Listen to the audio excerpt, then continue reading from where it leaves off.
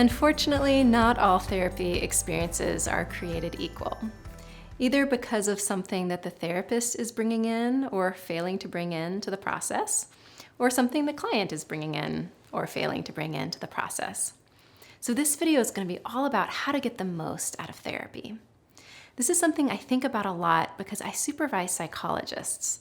And in fact, last year I was supervising 6 at one time, and I'd meet with each individually for an hour every week and go over their cases. And I started looking for patterns like when does the breakthroughs happen and when are they getting stuck? Because the truth is, stuckness does happen.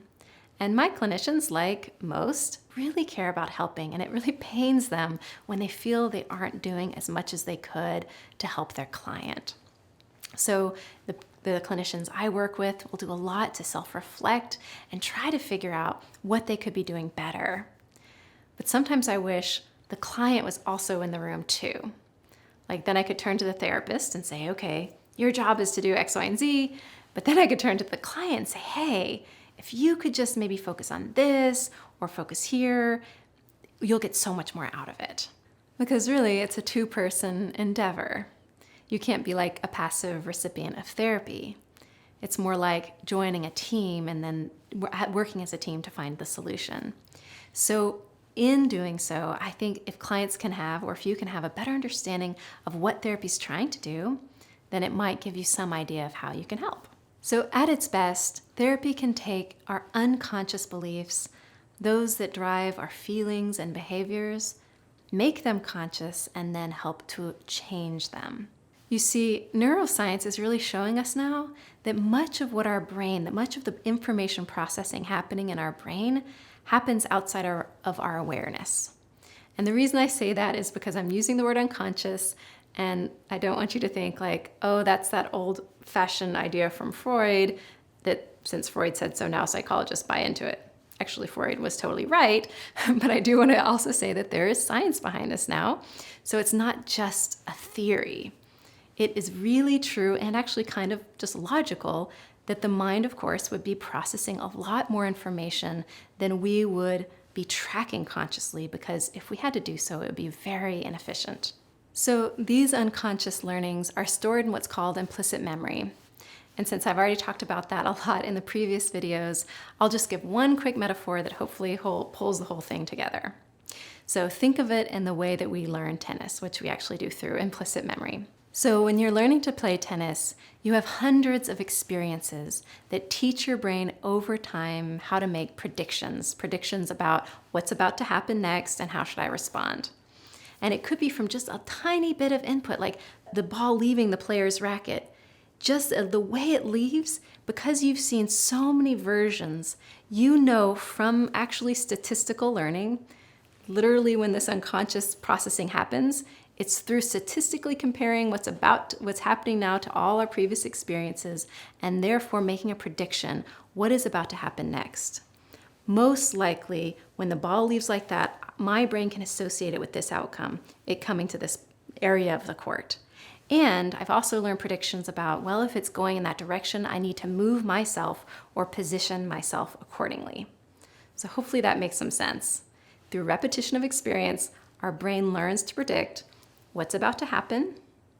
If you'd like to know, it's through unconscious statistical analysis, but that's not so important. But what's about to happen, and how should I position myself accordingly and respond? So this is not a cognitive, rational, so consciously thought out process. If you could imagine playing tennis just rationally, like seeing the ball leave and getting a pen and paper out and calculating the velocity and the angle, that would be impossible. For one, it would be way, way too slow. So just in the same way that it really makes sense to learn tennis just through like making predictions based on previous experience, that's how we learn sort of the motions of being human, how we respond to things. So instead of a tennis ball coming at us, maybe the version would be a person walking into the room. Depending on how they're walking in, our brain's gonna fire like gangbusters trying to figure out what can I predict they're likely to do next. Are they here to threaten me? Are they here to play? And how should I respond in kind to both protect myself or maybe to use an opportunity for something positive? Now, just the way that experience would make us really good at tennis, experience makes us really good at life. When it doesn't seem to be the case that we don't seem to be good at life, it's because somehow the rules changed on us. Like, let's say your first tennis coach always put topspin on the ball. So that's how everything got oriented around that expectation. But now you're playing with somebody new and they don't do that.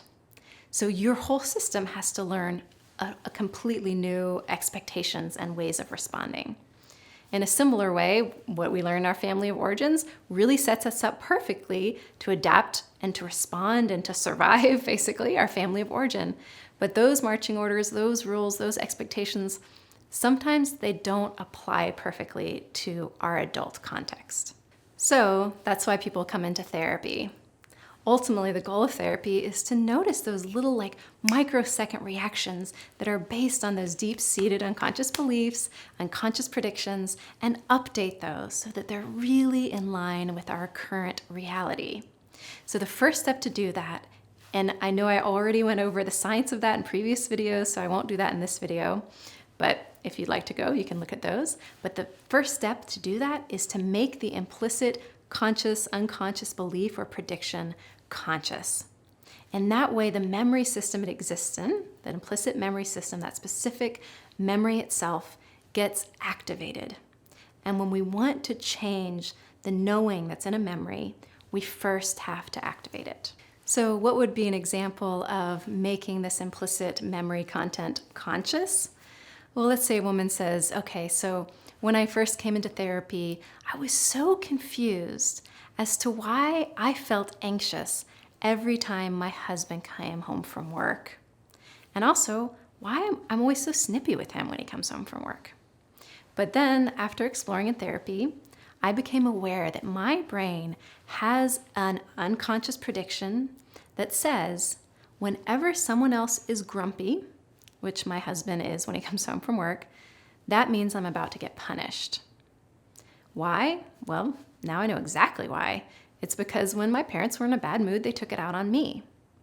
And when I was a child, I learned to protect myself from that, to protect myself from feeling bad about me, by in my head rehearsing all the reasons they were so wrong to take it out on me and how unjust that was. That was protective of me to do that. But now that explains why whenever I felt anxious that my husband was about to punish me, which I didn't even know I was feeling, I would get snippy with him and sort of point out everything he was doing wrong when he came home from work, which wasn't going well for us. So that would be an example of the kind of thing I'm talking about. So how did that woman, let's say, get from it not making sense to it suddenly making so much sense? Well, the first thing is to start off with a clear focus for therapy.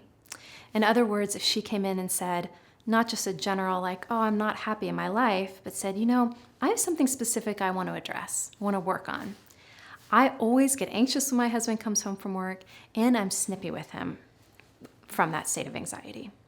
So the first step, if you're wanting to get the most out of therapy, is to have a clear point of focus for the work.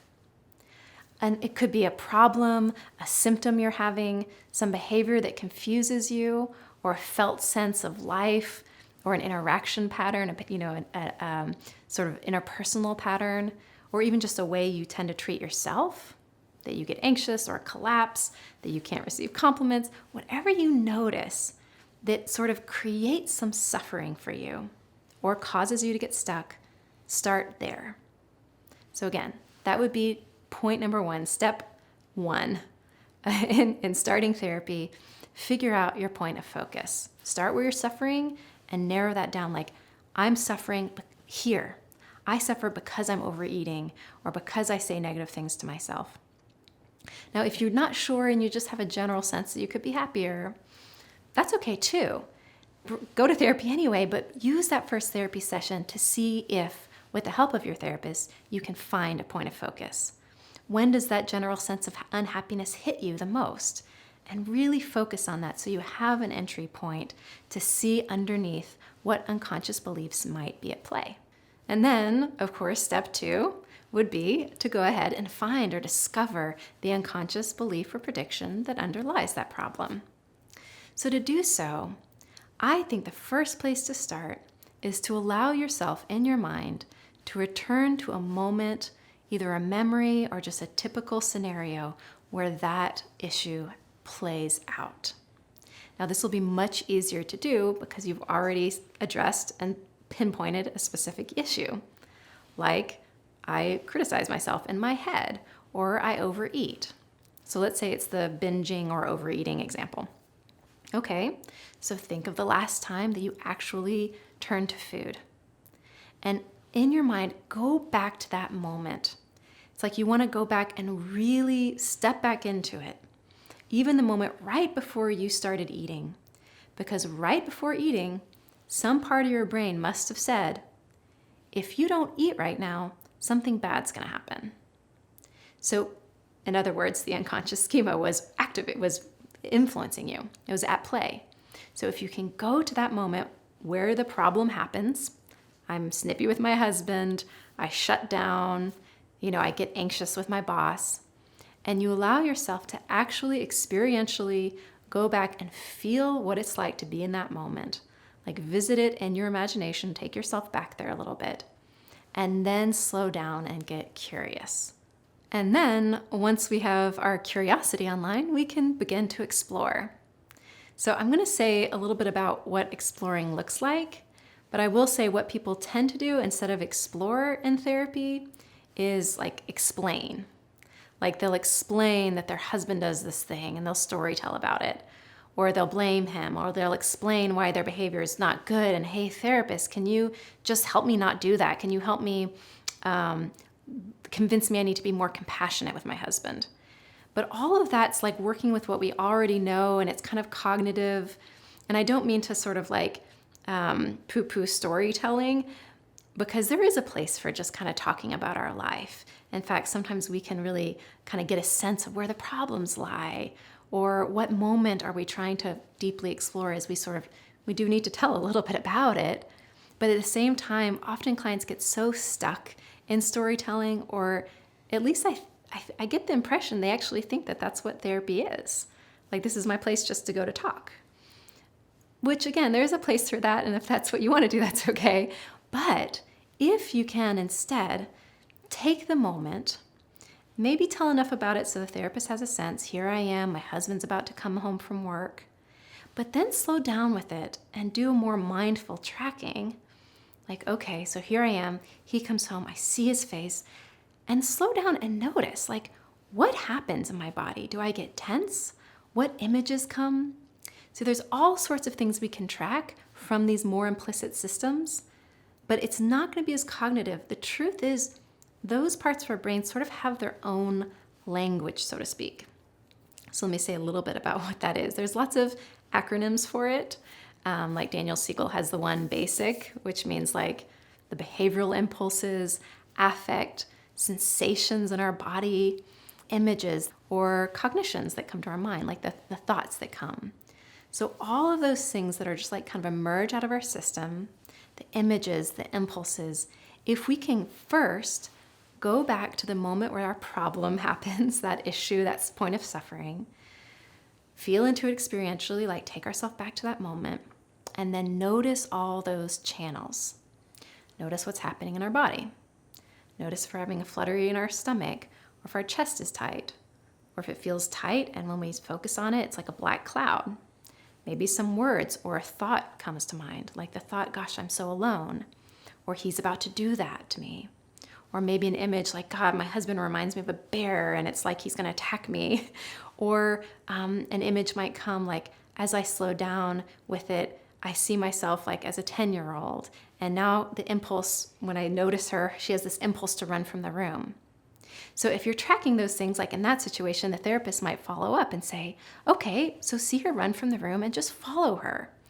Follow her where she's going. She's going into her bedroom. Okay, follow her there and ask her, why did you run away? What did you fear that was about to happen?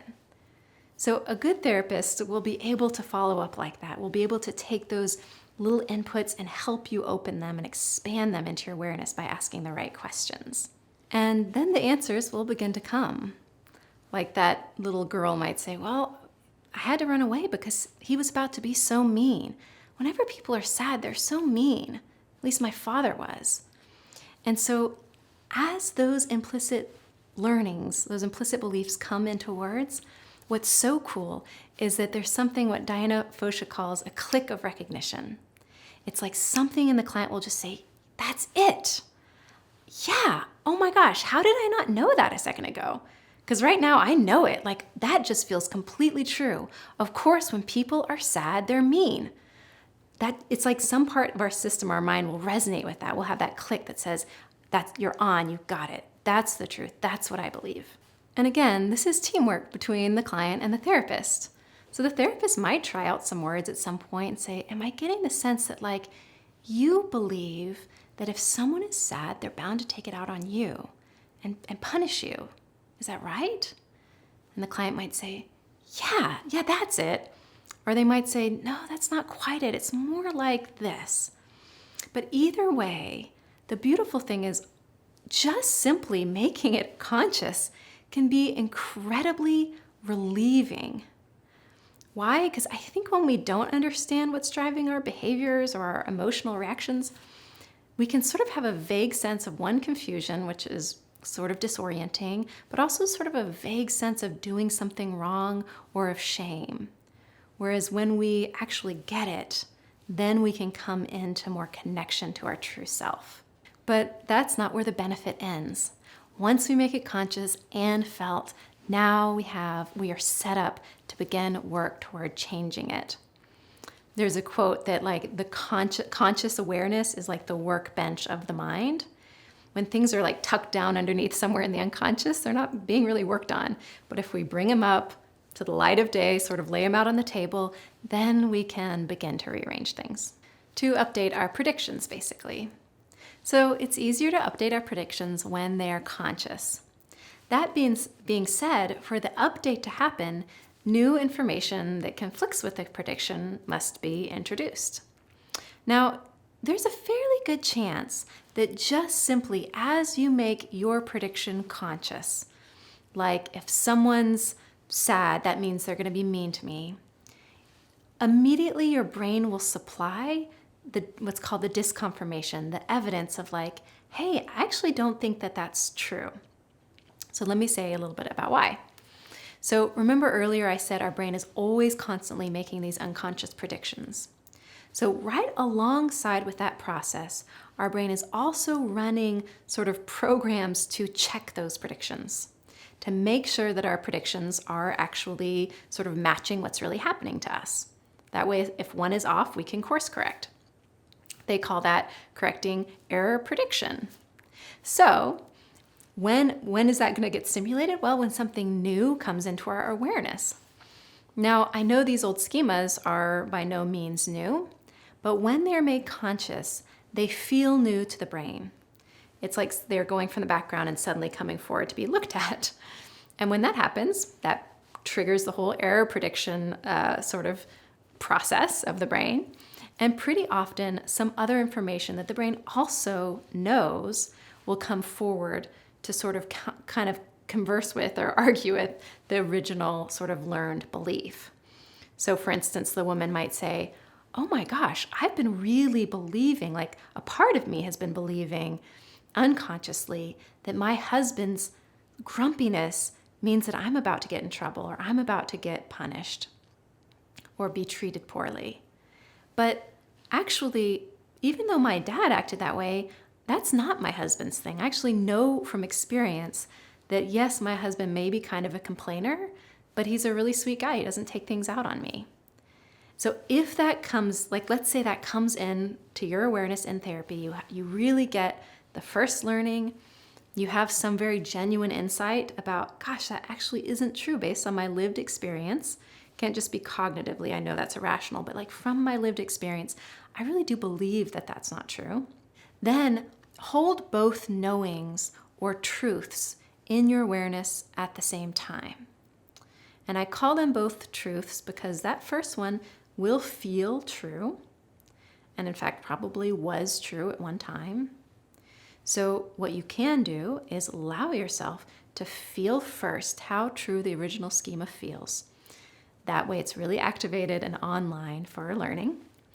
And then feel how true, again, once you have that disconfirm come into awareness, that new information, feel how true that new piece, or that, again, it may not be new. It's like, I've always known my husband's a nice guy, but it's new to this schema. It's like, let that also be felt to be true. This actually scrambles and confuses the brain a little bit because it's like, wow, it's like the brain didn't realize there's two deeply held, two separate things are equally true to my brain, are both true. And it didn't have a chance to sort of reconcile that. So it's really huge when, as an adult, consciously we can allow sort of our basic early assumptions to be updated with new, like updated life experiences or information. And if that belief doesn't immediately get counteracted by any other thought during the session, and at the end of the session, you really still believe it. It really feels true. I mean, maybe rationally you could argue with it, but still it really feels true without an equally deep knowing to counteract it. Well, there's lots of ways to continue working with it therapeutically. One technique I like is having the client write down the words of the schema on a card. This is a technique from coherence therapy, and reading that every day for the next week in the morning and the evening. That way, it's more fresh in their conscious. They're getting in the habit of keeping it conscious, which sort of gives more opportunities for the brain to both be noticing the schema while moving around in their real life in a state that's more sensitive to ways that the schema, and therefore ways that the schema may not be proving itself accurate. So often just having that sort of card and staying with it for a week, some other experiences will come in to say, wait, it didn't just happen the way I expected. Now, if the problem is at the end of the session, you don't have any awareness of a new schema, or new awareness of an old schema, I should say, then there may be two reasons for that. It could be something the therapist is doing or failing to do, or something you're doing or failing to do. So if it's that the therapist doesn't seem to be helping you track internally, you may simply come back and ask them to do that. The thing is, a lot of therapists are trained to not be too directive. Why? Because our field didn't want like these therapists telling people what to do and being sort of like overly in charge and dominating.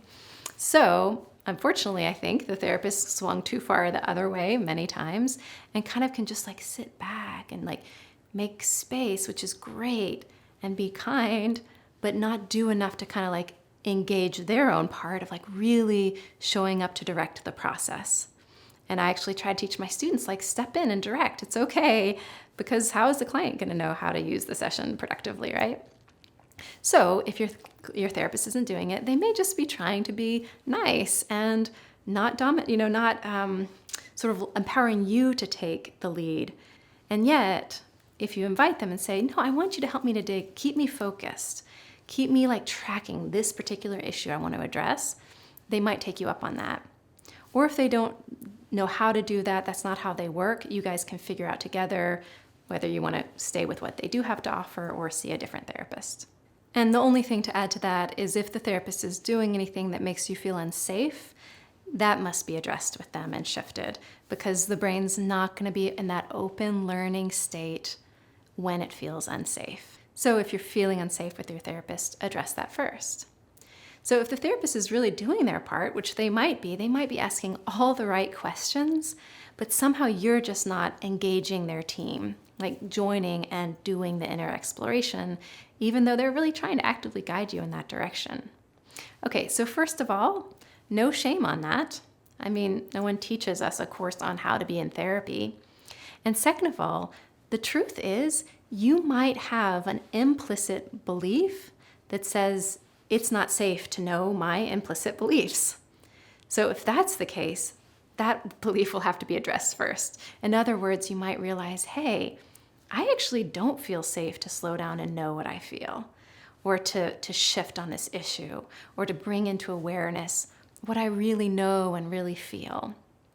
So if that feels shaky, you'll just slow down with that moment and work that schema the way you would any other, that unconscious belief the way you would any other. So for instance, if you find yourself saying, I don't know a lot in therapy, well, instead of that being an end point, like it would in a regular everyday conversation, that would be a starting point of exploration. Like being curious about, why don't I know? Did I learn it's unsafe to know? Did I learn that if I express my true self and my true needs, I'll be a burden on somebody else? So those are points of entry that are just as useful, and we can start there as well. And if really you kind of have a sense you just don't know the answer yet, start with what you do know. Like as the question comes to you, what do you notice? Something will happen, right? There'll be some response, even if it's that I go blank, or I get tense, or I get anxious. And then you can focus in on the point of tension and see what images come, see what words or knowing just bubbles up. And if you do that, especially with supportive help from a therapist, you're likely to discover something you didn't know. Now, obviously, I'm biased toward ways that work like this, more experiential forms of therapy that track sort of the implicit. But, if your life is spiraling out of control and you don't think you have the bandwidth or even the time to kind of do this exploration, you may get a lot of benefit from something like CBT, or one of my favorites is DBT, because they are really sort of honed in, perhaps less so at like changing the implicit learning that launches the behavior or the feeling, but what they're good at doing is just from above sort of how to regulate or counteract that behavior or feeling, even possibly override it.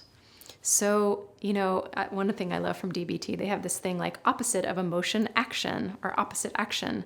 So, if your implicit learnings are launching like these behavioral impulses that make you want to do something that really doesn't fit anymore, learning how to just choose not to is really powerful. Just learning like, oh, I don't have to do what my emotions are telling me to do. That may shore you up inside enough and kind of get your feet under you so that you have more bandwidth. And usually what DBT therapists will do is just do that sort of like stabilizing work and then send the client on to do deeper forms of therapy and kind of deeper healing work afterward.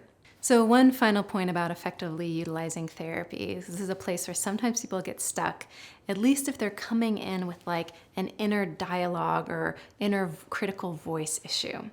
So if you're coming in because you tell yourself some negative, self-critical or fatalistic thoughts, it would be really easy to assume that those thoughts are the contents of the implicit belief.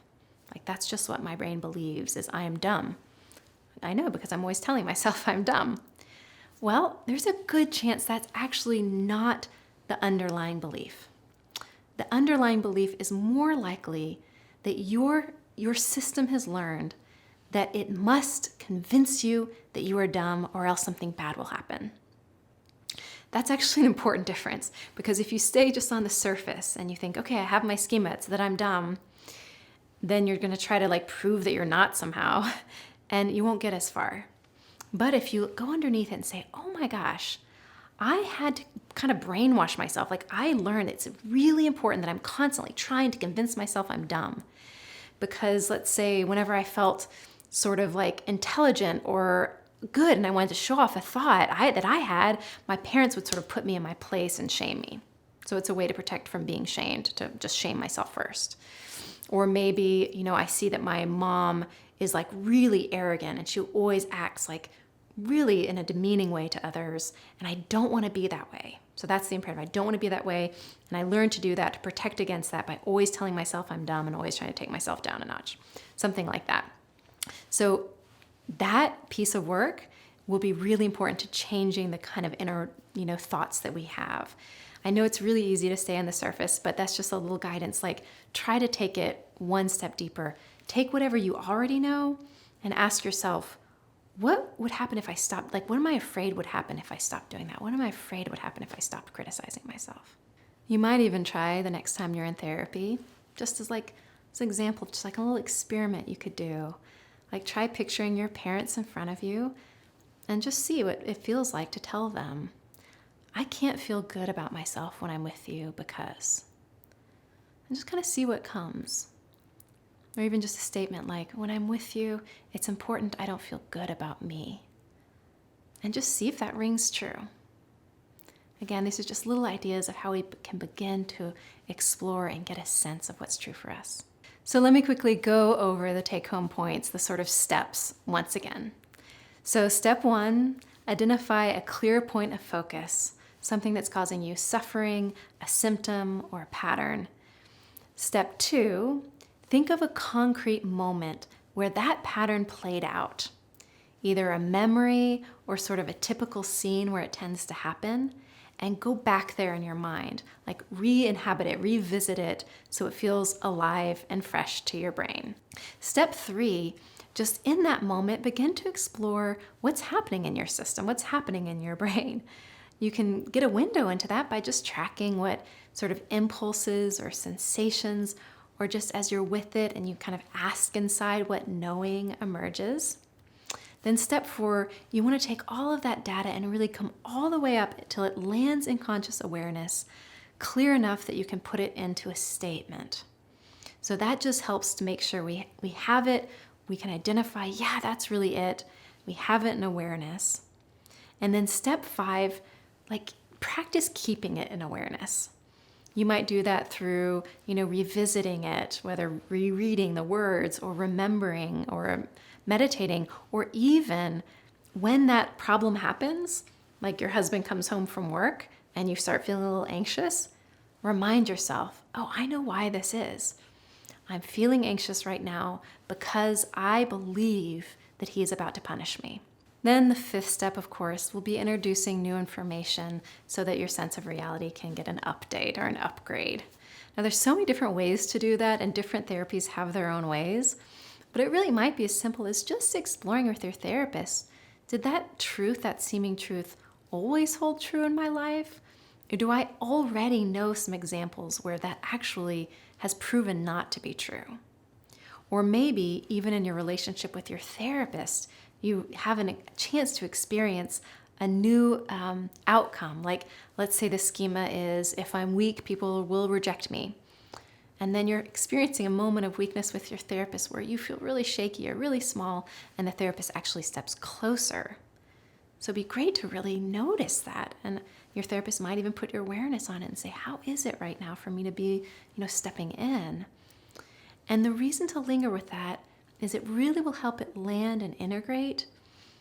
Also, as I mentioned in another video, it takes the amygdala about 20 seconds to register a positive experience, whereas only a quarter of a second to register a negative experience.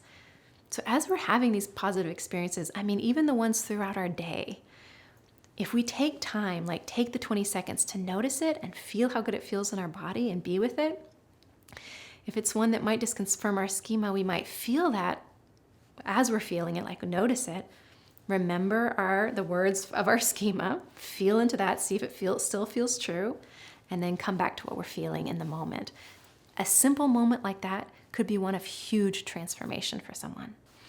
All right, I know I've said a lot, but I have to say just one last little point about emotion and why we work with it in therapy and why it's so important in therapy.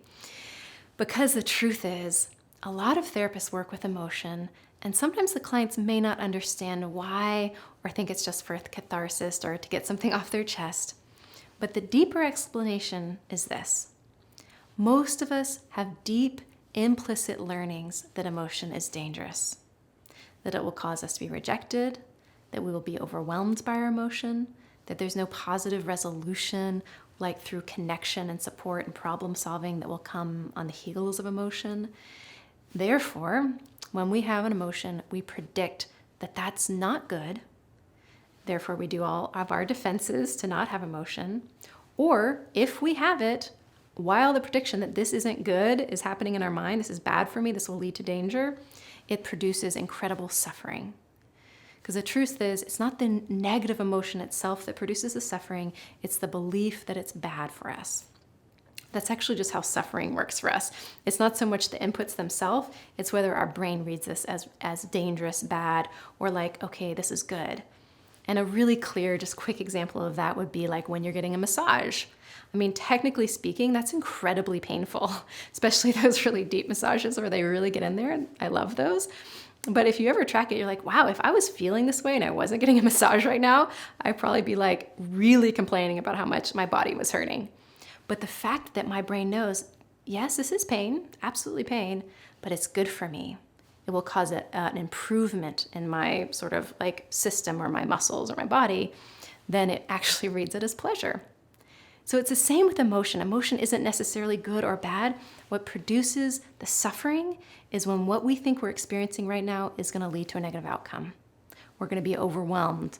We're going to sink into a pit of despair because we're sad right now. We're going to be rejected. We're going to get angry and hurt somebody. Or we're just going to be angry and be punished in return and be hurt. So that is why it is incredibly useful if your therapist is trying to help you track your emotional process, let them.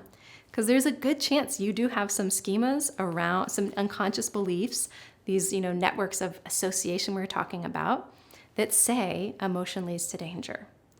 And if that's the case and your therapist slows you down and say, gosh, your system doesn't really want to go there, does it? And you say, yeah, why would I want to? Emotion, it feels scary. I feel like I'm just going to go into a black pit, or you're going to not like me, or you're going to judge me for crying right now. Well, if you notice that and make it conscious, if you trust your therapist enough and are able to go ahead and have the tears or the emotion or even the aggression, exploring it and talking about it anyway, and you see that not only did it not cause harm, but it caused something productive, you got closer to your therapist, you understood yourself better, you freed up some of your vitality, then from ever after, emotion will be kind of organized in your system in a different way that doesn't produce suffering. So I had to add that in there because that's a huge thing. And yes, it may not be everybody's piece, that might not be the specific reason you're coming to therapy, and maybe some other interpersonal issue, but if your therapist is helping you explore your emotions, it probably is worthwhile checking inside and seeing, what is my unconscious expectation around my emotional experience? Because if you can transform that, it can have a huge impact on your quality of life. So I know I've presented a sort of hardcore, get your most out of therapy version of being in therapy, because that's how I like to do it. I don't like to waste much time. I want to get in there and really go underneath and use every second and change as fast as possible. But that being said, it's not like you have to do it that way every moment or every session. In fact, it may be really beneficial for you personally to have some time just to talk, to get support, to kind of organize and understand your narrative, or even just get advice or learn some skills. So I don't want to say that there's not a place for those things. And if you're getting something out of it and it just feels right, keep doing it. Maybe add some of what I'm talking about as well, but don't feel bad if not every session you're doing what I just described. I just wanted to give this message though, because a lot of people want to have therapy work more quickly and they want to get more out of it and they're frustrated that they're getting stuck. So if that's you, then definitely apply these skills. That way you can get deeper work done and do so more efficiently. Thank you so much for your time. I know I said a lot and I kind of shoved a lot in there. Feel free to listen to this again because there actually is a lot to digest. And please send on to anyone you know who is in therapy or maybe tried therapy and didn't get much out of it but might be willing to try again using this method. In any case, I hope you have a wonderful, transformational experience in therapy.